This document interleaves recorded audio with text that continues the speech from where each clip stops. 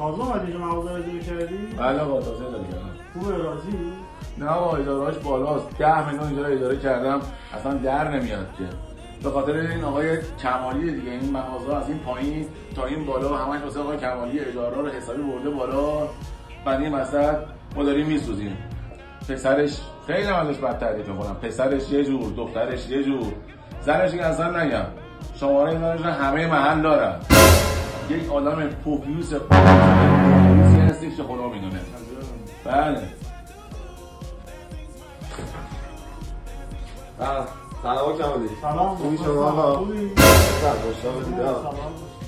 میگفتی خب؟ البته خیلی هم یه آدم خیریه. مدرسه درست کرده این پایین، بعد داره بیمارستان میسازه. خیلی هم کارش درسته. خیلی آدم خوبی هستش.